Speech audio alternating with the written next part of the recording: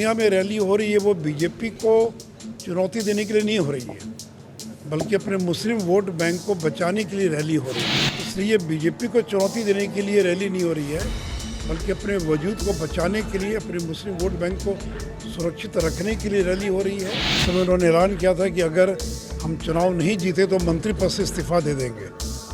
आज तक तो उन्होंने इस्तीफा नहीं दिया।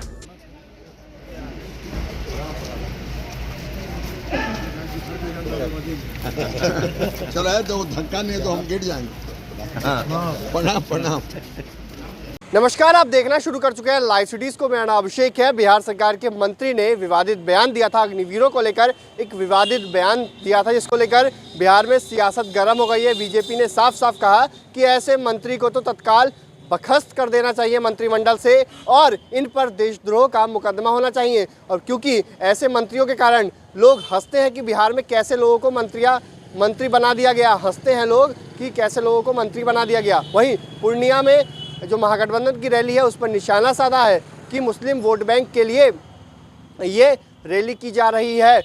तो बीजेपी के राज्यसभा सांसद सुशील कुमार मोदी ने ये निशाना साधा है। क्या कुछ कह रहे हैं, पहले आप वो सुनिए। देखिए, कल दो रैली हो रही है, एक पटना के अंदर अमित शाह जी की, और अमित शाह जी चंपारण में भी जाएंगे, लौरिया, और कल ही महागठबंधन की पूर्णिया में रैली हो रही है।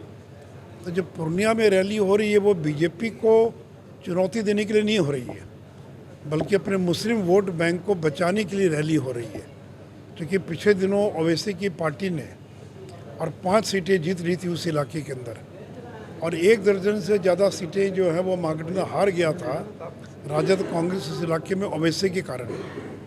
तो उनको बीजेपी से डर नहीं, उनको डर है ओवैसी से, और बीजेपी तो वहाँ मजबूत है। और आज वहाँ पर जो 2 MP हैं जनता दल यू के, वो तो हमारी बदौलत जीते चुनाव, अगले चुनाव में तो उनका पता भी नहीं चलेगा। तो इसलिए बीजेपी को चुनौती देने के लिए रैली नहीं हो रही है, बल्कि अपने वजूद को बचाने के लिए, अपने मुस्लिम वोट बैंक को सुरक्षित रखने के लिए रैली हो रही है।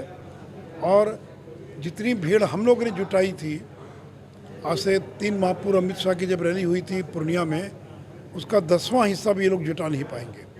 लेकिन अमित शाह की जो रैली हो रही है चंपारण के अंदर, वो ऐतिहासिक भीड़ जुटेगी। और पटना के अंदर स्वामी सच्चिदानंद सरस्वती के जन्म तिथि के उपलक्ष्य में उनके वहाँ कार्यक्रम हो रहा है पप्पू सभागार में। मैं लोगों से भी अपील करूँगा कि स्वामी जी ने किसानों मजदूरों के लिए संघर्ष किया था, और आज देश के अंदर नरेंद्र मोदी, अमित शाह ये किसानों और मजदूरों के लिए काम कर रहे हैं। तो कल की रैली भी बड़ी ऐतिहासिक होगी और ये पटना की बापू सभागार में होगी। सेना को लेकर विवादित बयान दे रहे हैं, कई शब्दों का इस्तेमाल कर रहे हैं। देखिए, सुरेंद्र यादव ये आपराधिक प्रवृत्ति के व्यक्ति हैं, और जब कोढ़नी का चुनाव हो रहा था उस समय उन्होंने ऐलान किया था कि अगर हम चुनाव नहीं जीते तो मंत्री पद से इस्तीफा दे देंगे। तो आज तक तो उन्होंने इस्तीफा नहीं दिया। और कल सेना के बारे में, अग्निवीर के बारे में जो उन्होंने बयान दिया है, ऐसे मंत्री को तो अविलंब मंत्रिमंडल से बर्खास्त कर देना चाहिए और बस देशद्रोह का मुकदमा दर्ज किया जाना चाहिए।